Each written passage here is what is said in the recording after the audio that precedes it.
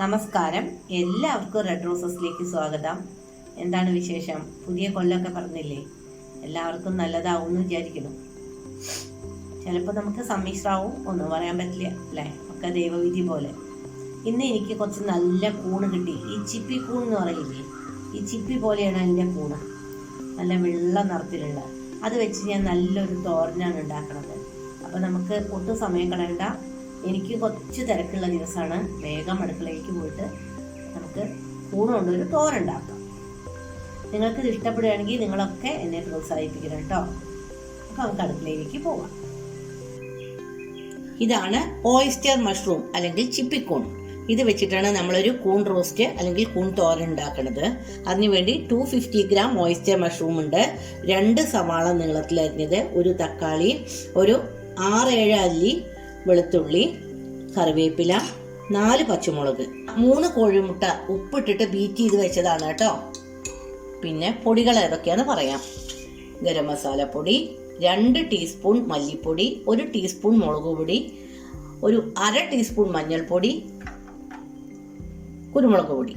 അപ്പൊ നമുക്ക് എത്രയും പെട്ടെന്ന് കൂൺ റോസ്റ്റ് ഉണ്ടാക്കാം.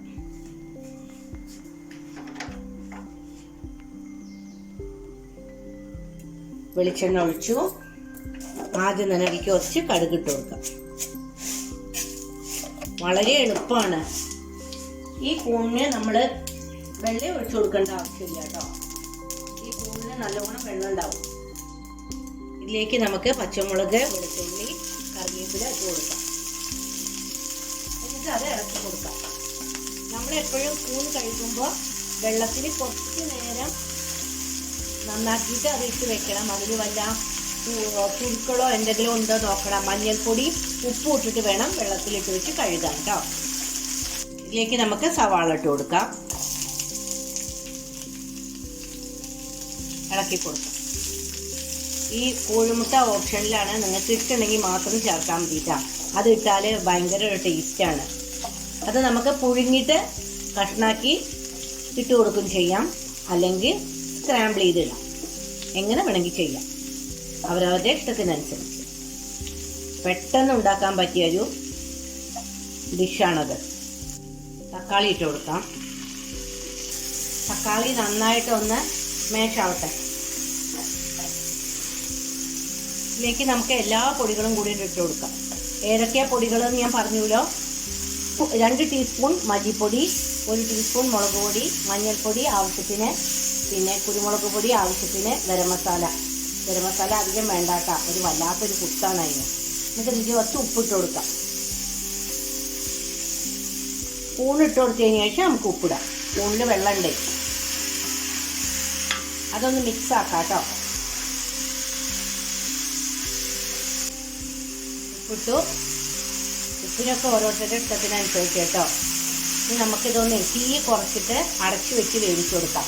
അപ്പൊ കൂണിനുള്ള വെള്ളം ഇവിടെ ഇറങ്ങി വരും. കണ്ടോ, ഇപ്പൊ തന്നെ വെള്ളമാണ് വരുന്നത്. കൂണിലും തക്കാളിയിലൊക്കെ വെള്ളമുണ്ട്. ഇതിന് പ്രത്യേകിച്ച് വെള്ളം ഒഴിക്കേണ്ട ഒരു ആവശ്യമില്ല. കണ്ടില്ലേ വെള്ളമയം? നമുക്ക് അടച്ചു വെക്കാം. എപ്പോഴും തീ കുറയ്ക്കണം, അടച്ചു വെക്കാം കേട്ടോ. അപ്പൊ നമ്മുടെ കൂണിതാ നല്ല റോസ്റ്റായി. ഇതിങ്ങോട്ട് സൈഡിലേക്ക് ആക്കിയിട്ടേ കോഴിമുട്ട ഒന്ന് സ്ക്രാമ്പിൾ ചെയ്തെടുക്കാം കേട്ടോ. അത് ഇവിടെ അങ്ങനെ വെച്ചിട്ട് അതങ്ങനെ വെച്ചാൽ മതി, സ്ക്രാമ്പിൾ ആയിക്കോളും. ഇതിലേക്ക് ആയാലും കുഴപ്പമൊന്നുമില്ല, പക്ഷേ നമുക്ക് ഈ സൈഡിലായിട്ട് അത് സ്ക്രാമ്പിൾ ചെയ്യാം. അത് ഭയങ്കര ടേസ്റ്റാണ്. അപ്പം വെജും ആയി, നോൺ വെജും ആയി. അപ്പോൾ നമ്മുടെ മുട്ട ഇവിടെ സ്ക്രാമ്പിളായി, രണ്ടും കൂടിയാണ് കലർത്തുക. ഇത് നമുക്ക് ഊണിന് എടുക്കാൻ വേണമെങ്കിൽ ചപ്പാത്തി, നിങ്ങൾക്ക് ഇഷ്ടമുള്ള എന്തിനു വേണമെങ്കിൽ ഉപയോഗിക്കാം, പത്തിരി. അപ്പോൾ നമ്മുടെ കൂൺ മുട്ട റോസ്റ്റ് ഇവിടെ റെഡിയായി. കണ്ടോ, വളരെ എളുപ്പത്തിൽ ട്രൈ ചെയ്യാൻ പറ്റിയ ഒരു റെസിപ്പിയാണ്. കൂൺ കിട്ടുമ്പോൾ എല്ലാവരും ഇതൊന്ന് ട്രൈ ചെയ്ത് നോക്കൂ കേട്ടോ. ഇനി നമുക്ക് പുതിയ വീഡിയോ ആയിട്ട് അടുത്ത് തന്നെ കാണാം. എല്ലാവർക്കും നല്ലത് വരട്ടെ. ശുഭദിനം ആശംസിക്കുന്നു. കൂൺ റോസ്റ്റിന് നമുക്ക് ചപ്പാത്തി കൂട്ടിയാണ്ട് കഴിക്കാം.